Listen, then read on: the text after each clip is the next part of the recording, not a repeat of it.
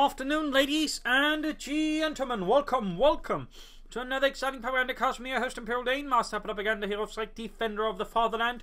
Off here to an exciting 1 vs 1 on Langras Sky between the Norfolk out here, Breadmarsh, live place. Fighting for America, freedom and democracy. A rather experienced American player who also plays somewhat unorthodox. Fighting here though for the 3rd Armored Division versus the South. You got here RahcedDukab fighting for the Wehrmacht, Germany, Deutschland. Taking on the role here of the 17th SS Panzerdivision, Götz von Berlichingen. With the MD42 going to start here for Rached, pretty standard stuff as double reactions and rifleman here for Breadmarsh. Tank traps barbed wire going up around his cut-off point, where similarly we got sandbags here around Rached's cut-off point. MD42 moving westwards here. Sandbags almost done. Reaction moving eastwards, the rifle moving out there. So note behind what he has gone for double reaction to start, which allows Breadmarsh to secure more territory. Doctrinally, we're looking at Mechanized, Elite Troops and Lightning War versus Heavy Cavalry, Airborne and Armor Company. Triple Infantry versus Machine Gun Infantry and Tiger Bulletins here. Quick wiring here. Breadmarsh doing a lot of work by the way in actually fortifying the battlefield ahead of time, thusly making it harder for him for a attack sort of secure, safe ground against him. So that's a bit of foresight there by Breadmarsh live place, and Pioneer sitting up there. Gonna need more on the way for Rached, with more rifling on the way there for Breadmarsh as well. Also quick sweep here, basic occupying the house fast, A to deny the opponent, but of course also to see if his opponent is moving about in the first place at all. So some sharp moves there by Breadmarsh, with reactions on the way for, well, still wiring off stuff. They actually forgot to finish that one a bit there, perhaps a bit too fast on the fingers. It can happen. MD42 moving westwards, going to almost got the fuel point. I mean, so far in the first sort of opening minutes, neither player sort of really made any sort of moves for each other. Both players sort of what we call overly aggressive players, sort of more slow players, more methodical in it, which has an advantage, but in this case means that basically nothing is happening, because again, both players are more content in preparing themselves for being attacked than actually attacking. That does mean Breadmarsh is surprisingly slow in getting his fuel point, whereas Rached is actually getting slightly ahead there. Pioneers moving forward to the centre there. Of course, also note that Rached, there is not a wiring match of anything at all there, so there's a bit of difference there between the two. Both players, though, going for mortars. Both players expecting the mortar to be used there on the offense and the defense. So some interesting slight mirroring there between the two. Grenadier there running for Rached and the 17th SS, Götz von Berlichingen, named after a German knight with a literal iron fist. A very advanced prosthetic for the term, by the way. A knight who was, well, a bit of this and that. Rather famous for being rude, and apparently also being quite the scoundrel. Got Pioneers rushing against the Rifleman there, with MP42 supporting as well against the Rifleman there. MP40s there, go pushing back the Rifleman. Breadmarsh decides not to fight any longer there. His own mortar there, moving ahead to the front line. And setting up there. But Rached now wiring off here as he advances on Breadmarsh's positions. In the west there, Grenadiers advancing here. We've got Rayson creeping down there. Finally moving out against the Germans, hitting the point here. Rayson's hanging back. Rayson taking fire. Mortar advancing there. A bit risky for Rached to move his mortar up like that, but we'll see. Setting up there anyways.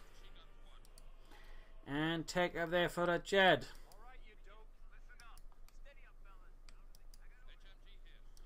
Bit of quiet. Rifleman setting out. Tech up for Breadmarsh with the lieutenant. Rached taking up as well.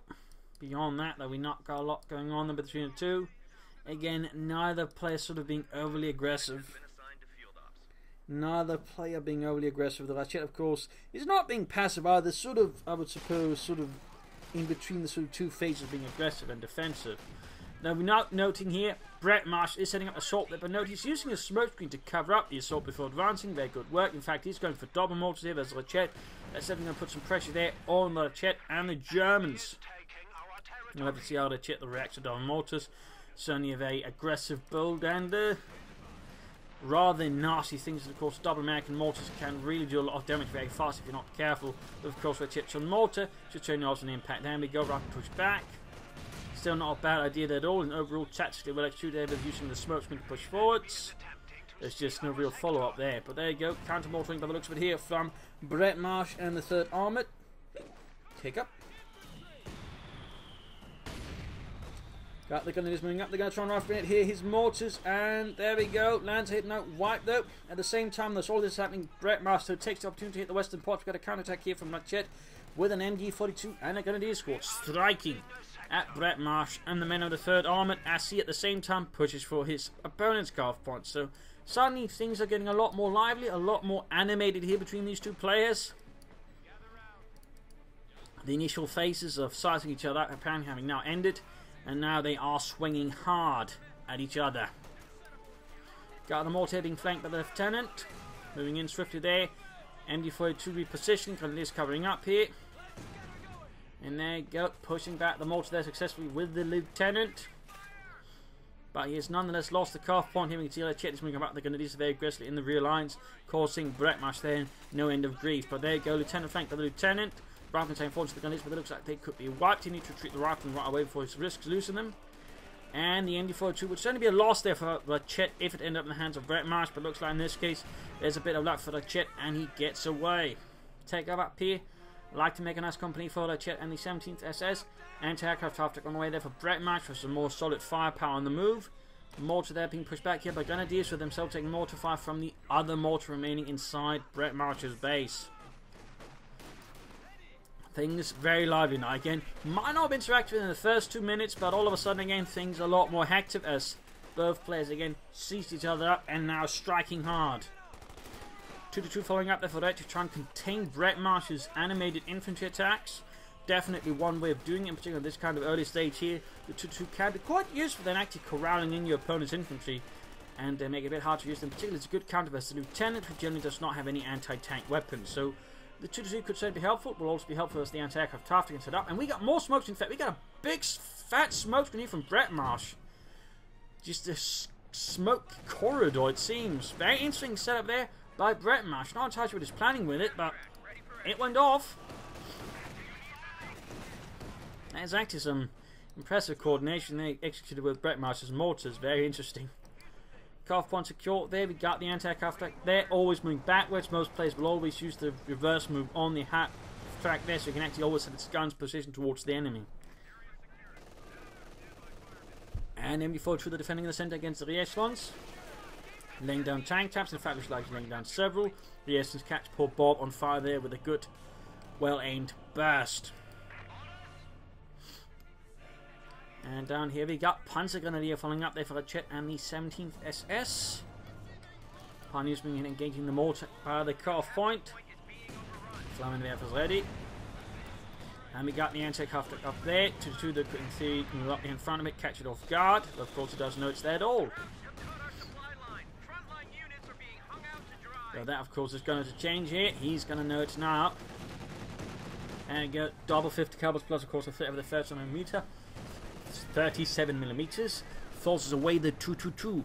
In the south here, Panzer Grenadier successfully rush off the re-echelons. The Sturmgewehrs outpowering there the M1 carbines quite decisively.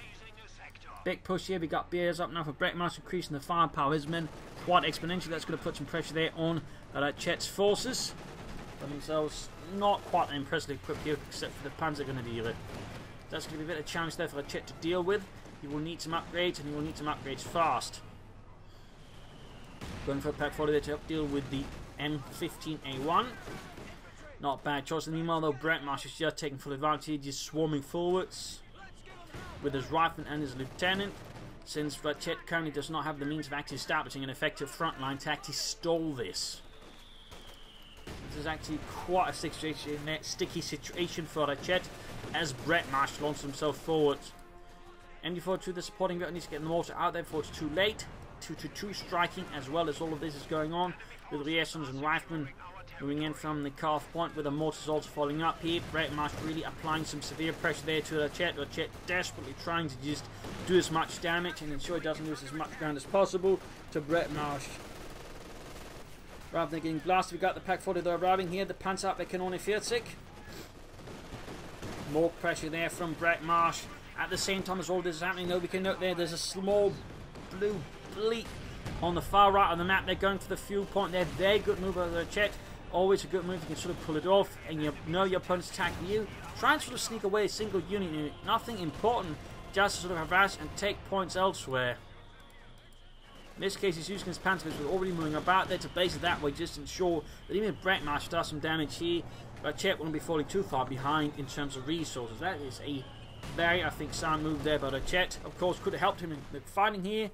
Could in fact flank behind, maybe got in the mortars, but otherwise not a bad move there. I mean, it's definitely a move, and it's only in this case having an impact, so it's not bad, definitely. Though he could have tried to flank towards the enemy and sort of deal damage that way. Other way, though, Breadmarsh's assault there has been broken, though it was quite costly there for Rahced as well. But now he has the ability to push forward to hit faster, and Breadmarsh will need to counterattack faster to regain control here. Breadmarsh not going for armor, at least not medium armor, going for the captain there. Would have figured he might aim, you know, for a major or something like that to push ahead while he could, but he aims for the captain. So that way, pressure Rahced, only 17th assist. Panzer Grenadier there under Sergeant Steiner, fighting a fight there versus the Russians. Not Russians, Americans. Americans. Yes, the Russians are the other chaps. Anyways, Panzer's there being pushed back as he realises he's being outmaneuvered here, well, outnumbered, I suppose would be the better word here, though. Good manoeuvring by Breadmarsh, actually setting up the lieutenant in the field to sort of cut off the retreat path in case Rahced sticks around for too long, and that way increasing his chances of getting a wipe there. Note he has not upgraded the lieutenant there with the oh, yes, he has upgraded the lieutenant with the WBR. Very good, very good. I mean, generally, if you're an American player, you'll want to upgrade the lieutenant with the WBRs. It just makes him very, very good. Pioneers need to retreat. They're going to need something about here. Got the lieutenant being suppressed at the aim 2. Got the mortar nearby as well. They're threatening to wipe him out with every single mortar bomb dispatched from on high. Troops hanging back. They got bazooka as well. They're making harder for Rahced to use his 2-2.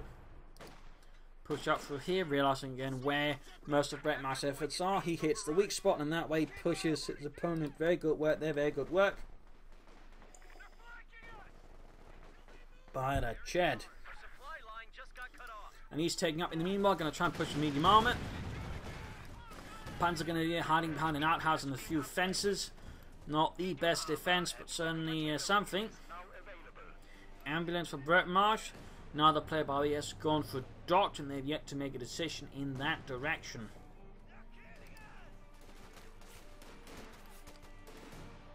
So, a lot of back and forth, a lot of harassment, a lot of cutting off. This fight certainly is sort of ramping up overall. It started out sluggish, but certainly as the fight sort of goes on, becomes quite animated, quite fast, vicious. So Paul McCrop there for Rahced, really rush out a Stug. That would not be a bad idea. Could of course try and set up from Ostland or a Panzer IV, and that way try and strike at his opponent. As for Breadmarsh, I'm not entirely sure what the plan is here with the company command post. He's so far not utilising it. So, not entirely sure what that could have been for. Could have been some kind of accident, I guess, for Breadmarsh. Meanwhile, Rahced going for more Grenadiers, not Panzer Grenadier. And more to they're firing out the riflemen. Smoke screen down from Breadmarsh there. Interesting there. Grenadier with light machine guns plus fresh ones around there for Rahced and the 17th SS.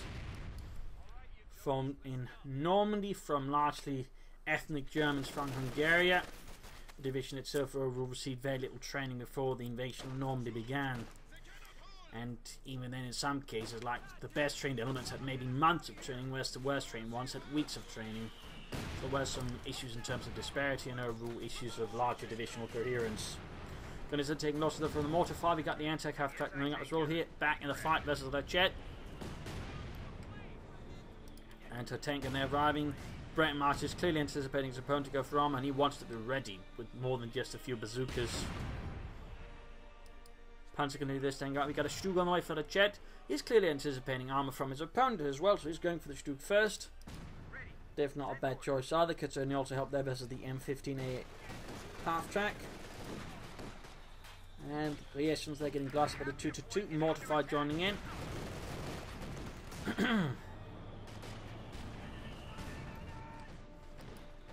Telemine sound in anticipation of an armored assault there from Breadmarsh. He might, of course, be expecting. He knows his opponent's got armored company, so he might be anticipating now M10 ratchets and wants to be prepared for that. Certainly a possibility here from RahcedDukab and Breadmarsh. We'll have to see, of course, if that is where it ends up, but he certainly won't be caught off guard by that. He's about to get wiped out if he's not careful.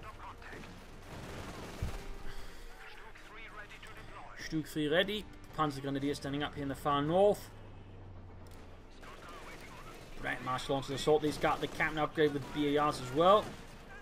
But the MD-42 here pretty much halts the entirety of Breadmarsh's assault there, flinging back the men of the 3rd Armour. It's like, well, I know, something being thrown back easily. Well, there you go. Pack 40 delivers a stinging retort to the anti-aircraft half track, leaving it a burning mess. So a few nasty developments there for Breadmarsh. No armour there. Whereas RahcedDukab now is slowly bringing it up there first with the Stuke, which is not upgrading so far at least.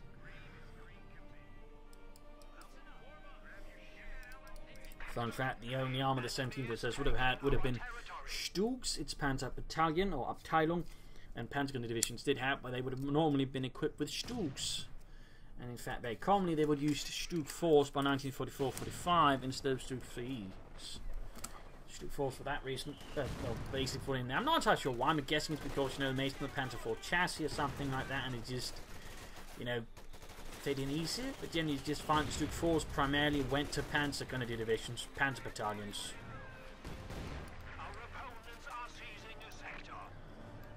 So that's a little fun detail there. Smokes in there to again flush out the Germans. Very good, consistent use of smokes there by Breadmarsh. Very good to see.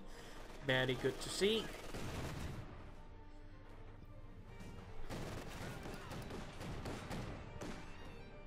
Rather than push back.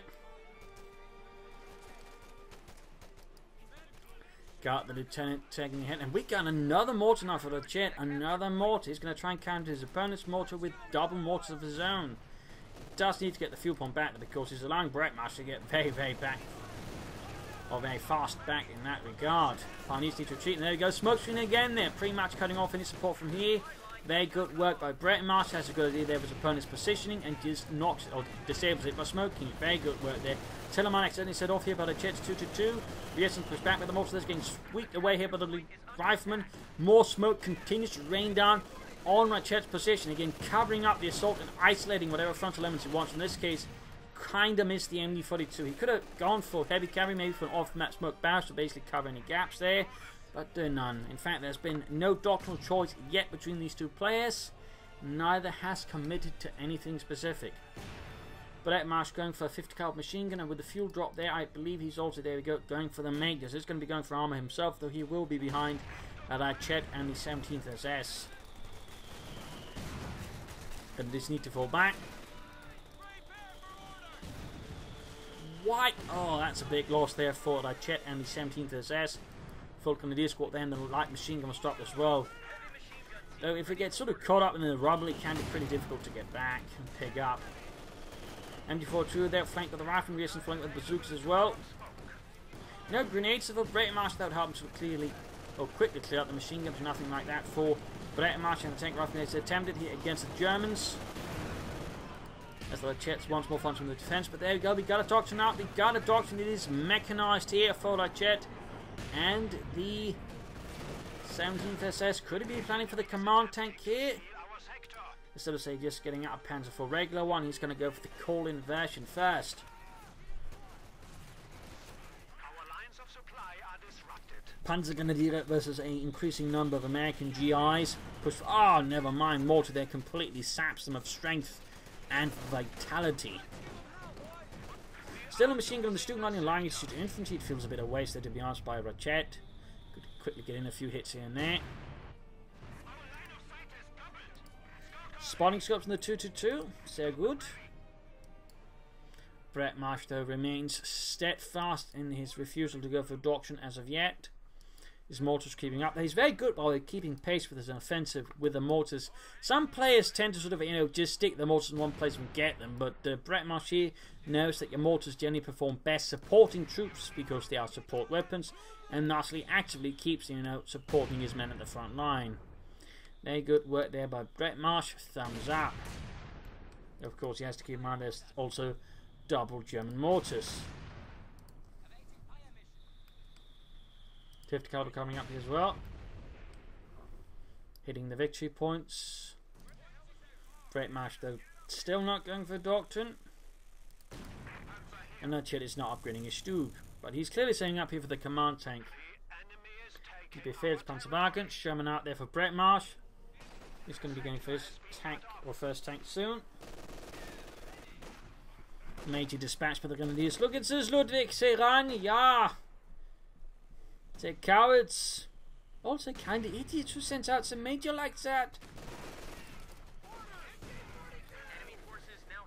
But he's dug in his main use of the houses, even the shed, to basically stall any counterattack there from a Chet, penning him into his own base. They're more or less.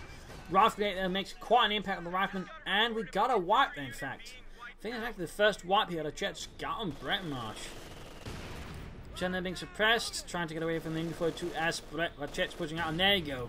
Command tank is available. Befehls Panzerwagen. And as all this is happening, you also get a small unit there flanking up and hitting the victory point. Harassing and forcing him to withdraw there. At the same time, Breadmarsh is digging in here with tank traps and barbed wire. He's actually building the entire line there. Plus, of course, it makes it harder for tanks to just rush ahead there. Serving as, both as cover, but also tank obstacle. Very interesting play there by a jet. Captain there being pushed out by too many Germans. Sherman going straight for the Panzergunners there, pushing them back. Command tank there rolling hits, Spartan Scops as well. They're on the way. We've got the Stug supporting. Finally in action for the fatherland. I think we just see it. Let's go move up here. Almost got the fuel point there with the Major. Grenadiers standing about nearby.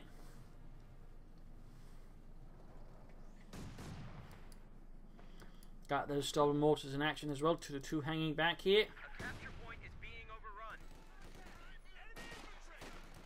There we go. Pioneers rushing the fuel point for the fatherland.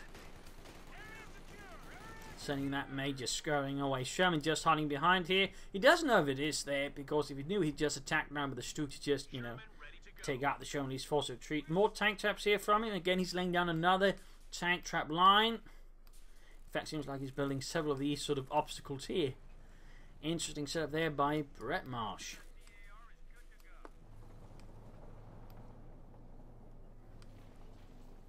Very interesting. Taking advantage of a Chet not attacking right away to just, make it hard when there we go. Counter attack by Grenadiers.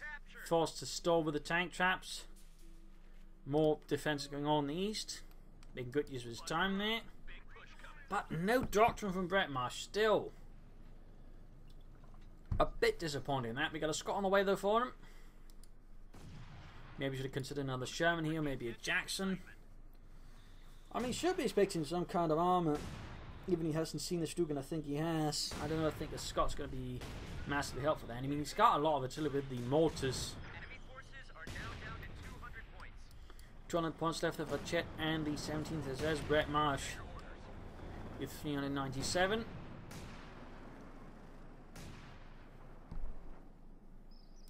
Will the Chet lay down his own smoke screen here versus Breadmarsh, or what will he do? What will he do?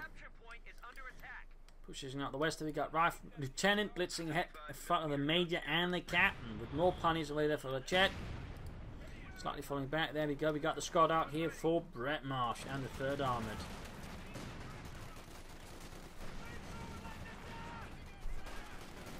Pioneers getting blasted out in the open. Easy targets forced away.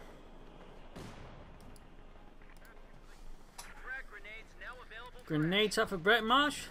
Finally, I would say, took him long enough to get there. Major under fire, command tank moving ahead, shoots and misses spectacularly. Panzer goes under fire, we've got the command tank supporting them, and there you go. Complete collapse there of Breadmarsh's western assault as the Befehls Panzerwagen breaks through. Like a fist out of nowhere. Leaving Breadmarsh reeling. Stunned by sheer shock. Perhaps not sheer shock, but you get the idea. Scott trying to catch something, instead getting shot there with the command tank. Takes a penetrating hit there. Another hit there as well. Coming hit, there you go. Shoots after the command tank, but misses. Mortars there going after the enemy mortar.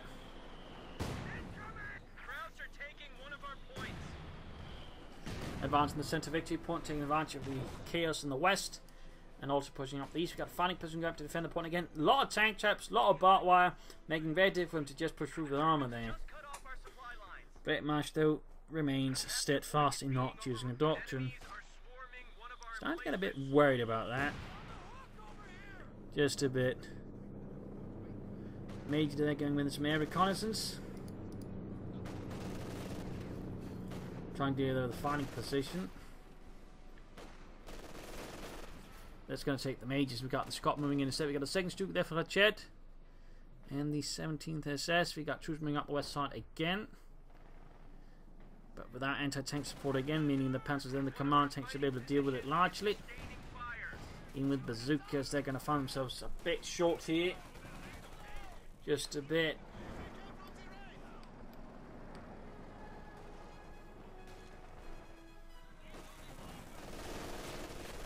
Got firepower there against the captain.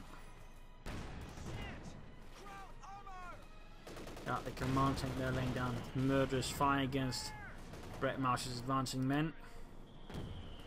Lot of motion there from Breadmarsh. He hits for the centre victory point. Very good, rushing out over the majors to lay down some mortar fire. The problem is he's going to move straight into a lot of machine guns and, of course, a lot of angry Germans. There you go. He managed to call in and will. But Jet realises what's going on there. He is a bit late though. But he should be able to dodge it here. Sherman and Trotters then engaging the Grenadiers though. We've got the Pioneers, we've got the Scots supporting as well here. Breadmarsh controlling most of that. And we got a machine gun bunker here covering the area here. Interesting, interesting. Don't see a machine gun bunker that often. Granted, you don't see a fighting position that often either. And you certainly do not very often see both of them in the same match. And now Breadmarsh is adding even more till he's going for the pack howitzer. But he is not going for a doctrine now. He is not going for a doctrine. There's still a distinct lack of doctrinal choices there from Breadmarsh and the 3rd Armour. There we go. Stug in action there, engaging the Sherman, getting up some good hits there, but taking them as well from the anti-tank gun. And there goes Stug quickly falling back. Breadmarsh should probably consider some kind of deeper flank going through here and that way, hooking up behind this way, or something similar to here. Using at the same time a diversion assault on the centre that way. Keep RahcedDukab's attention fixed there, and then makes the big move elsewhere. Holy smokes. He's setting up though for a big assault on the right flank. He's shifting his mortars towards there. All of his infantry. He's setting up for something around this area. That's an interesting choice there by Breadmarsh. And again, he's got a sizable amount of artillery besides the double mortars. He's got the pack cards and the Scot and the majors also count there. So we'll have to see what Breadmarsh ends up with. So I'm still disappointed in his lack of doctrine. Moving up, they're going to try and clear up the fighting position. Inadvertently, it will run into the main axis here of Breadmarsh's assault, though, and there's nothing to clear out the retreat of the Stug, which is going to be very unfortunate for it. A lot of telemines he's expecting in the head on assault, so RahcedDukab is just doing what he can there to deal with that. Smoke bombs down. I believe he's using it for air reconnaissance. Well, in this case, just to move ahead, it's hard. Interesting setup there. Our way also scouts out his opponent. Of course, in this case, there's a massive build up here by the northern victory point. And there you go. Using the smoke there to actually attack into RahcedDukab's positions. Turning RahcedDukab's smoke on him. Very nice there. And we got artillery firing down the Grenadiers. Almost wiping them. Almost losing a second Grenadier squad like that. Like the first one there. Sherman straight into the Stug here. Needs to get out of there. Breadmarsh's assault continues without doctrinal support.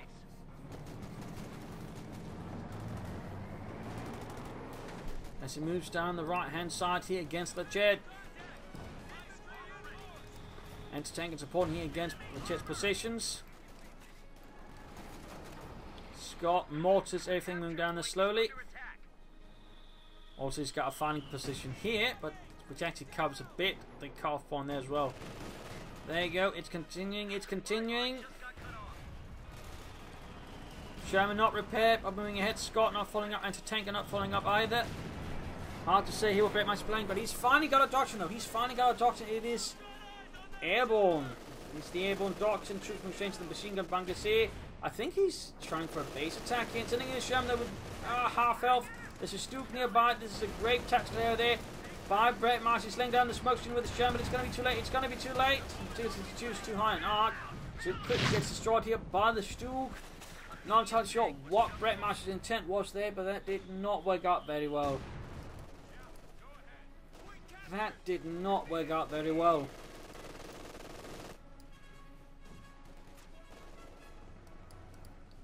Jackson away there for Breadmarsh and the 3rd Armoured Division.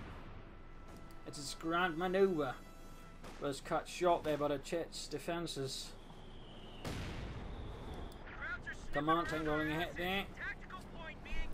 Straight into the centre of this position. Centre tank needs to set up to deal with that. Another firing position there, the Chet's line of sight in there. Going to tank and gets a good hit. Going to lose move forward, taking fire there from the Scott. Pack out, of course, also lands some good hits. Jackson halfway down there for him. And we got smoke bombs being called in here on Breadmarsh's positions. Got the fighting positions well. They're good work by the Chet. Both players actually using smoke against each other, but where Breadmarsh is non-doctrinal, Chet relies on doctrinal smoke. Jackson almost done there. Jackson almost done. And now it's Breadmarsh's time, by which has been confined inside his small area there. Little Chet ruling most of the map there. A start change from the early game. Veteran free on one of the mortars. Jackson are running, pack cards are bombarding, blasting and murdering, hoping to catch something but failing to achieve those hits. And now we got a bigger sweep into the west of the cap and the rifle of the echelons. Then it's pushed back there by Scott. 5 veterans, 1 gained. Talking about here, machine guns being blasted away there. No upgrading the super machine guns. And we got air support called in here against the central armor positions. Interesting choice there by Breadmarsh, considering it's not where most of the armor is focused. I might be able to get the command tank. Still feels like a weird choice there. Rule easily dodged. You should, I think, position a bit better. That way, you could maybe corral more of the army and then causing a bit of a bigger traffic mess up for the Chet. Instead, it ends up being a bit of a waste here. Jackson moving up for the centre pioneers on machine gun being bombarded here, heavily almost wiped out by pack hounds and mortar fire. There go. It goes down. It goes down. Also cut off point here, hit by the Chet at some point. Very good work by the Chet and the 17th SS. 2-2 they're shooting down the aircraft a bit there. And Stu falls back, smoke screen down here. This time managing to actually cover up the retreat of the Stu. In this case a bit late. A bit late for the Chet, and second aircraft goes down, crashes straight to one of the Stooks. 2-2 about to go down here and could be taken out here. The lieutenant there go, gets shot to bits. Gonna do something hit there. We got mortar fire on the German. Oh, the pack counter takes several hits from the German mortar, almost getting wiped out. Scott they could support, but the mortar's also now getting murdered here by the Chet's mortar battery, silencing all of Breadmarsh's artillery, or most of it actually. That's a quite crushing loss there for Breadmarsh. Quite crushing. Scott hammering away there, slaughtering German infantry. That's the valiantly put up a fight there against Breadmarsh. Captain there closing in a bit into feet. Rifling the tank from the north. Units getting blasted. Not looking good there. Scott almost being fixed up. Is in a pretty risky position here. Certainly does not look good for Breadmarsh, but whatever strong position he had, rather fell a bit out there. Can't help but feel that captain should have been waiting a bit. They should rush out medium armor first against the Chet.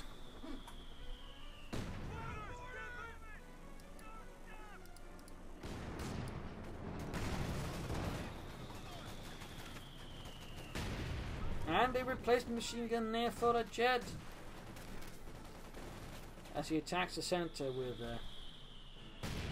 proud Panzer Grenadiers.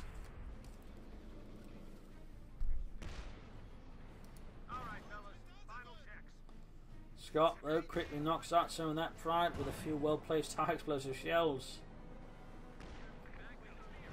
And the Jackson sets out there again for Breadmarsh. And the 3rd Armored Gun leads to us to the Lieutenant.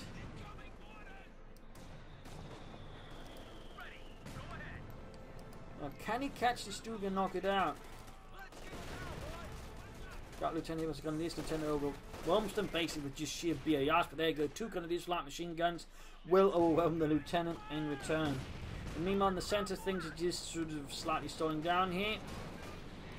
And to tank a Jackson positioning, Scott moving head passes about to get wiped out by what remaining artillery Breadmarsh has. And there goes Duke's command team up there.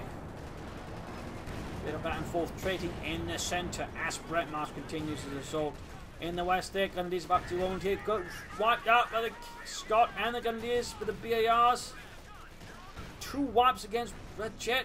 Quite a loss there, but will it be enough? In the meanwhile, in the centre though, Jackson goes down to Stugs and command tank. Being with no saves counting out, besides the anti-tank gun to RahcedDukab's armour. Mortified there in the 50 caliber machine gun. Another Jackson away there for Breadmarsh, and a continued assault up the west with the captain of the echelons and the Scott command tank falling back in the face of this, and of course the fact it has a damaged engine. He probably wants it more mobile. And we got a mechanized grenadier group from RahcedDukab. Interesting. Fun fact, the 17th SS had actually 2 armoured reconnaissance battalions from the 9th and 10th SS Panzer divisions attached to it, which would have actually given them those kind of half tracks. Fun fact. Either way, charging forward today, Stu's going after the Scott here. Re-echelons annihilated. Getting a bit chaotic here. Jackson almost done. Almost getting the Scott there, but the Scott escapes here. The Iron Fist of RahcedDukab. And there we go, anti-tanking up with the Scott. Stu, I mean. Finding away there, eventually 2. No take aim though, no take aim. 250 half there continues. Spotting scopes in the way as well. Not entirely sure what he's planning with that, but it'll certainly put a bit of pressure there on Breadmarsh. As long as he doesn't do anything too silly with it. Passes there following up. Mortify continuing to rain down. He could smoke this position, actually allow the Panzers to move ahead. Damaged engine there with an anti-tank rifle grenade. Grenadiers continue to fire away. They're taking losses. Mortify there. Mine goes off. Grenadiers wiped. Half track lost. For RahcedDukab and the 17th SS. Jackson moves ahead there for Breadmarsh. RahcedDukab's vehicle pool is damaged. His men are bleeding out. And there you go. Right in front of the pack 40 there. Stu's also under hit. There you go. Target weak point. Knocking out the gun sufficiently long enough there for the Stu to be able to finish off the Jackson. Both infantry in the centre get wiped. RahcedDukab's Panzer Grenadiers are gone, but Breadmarsh has lost all of his rifles. He's just got the captain and the lieutenant now. So both sides suffering heavy infantry losses. In this case, though, RahcedDukab does possess the armour advantage. With a command tank and 2 Stugs.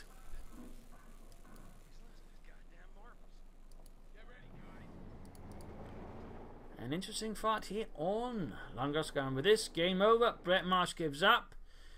Ultimately realising he does not have the strength to keep pursuing this fight against RahcedDukab. His forces bled out and gives up. I mean, it basically comes down to the size of arm advantage RahcedDukab has. In fact, he's got a big resource type, so he can easily just follow up with more anti-infantry if he needs to that way pursue Breadmarsh and victory. So an overall interesting fight again. Slow to start up once we really got going. It did get going in between these 2 players. A lot of attacks, a lot of smokes, flanking attempts, harassment, aggression and such.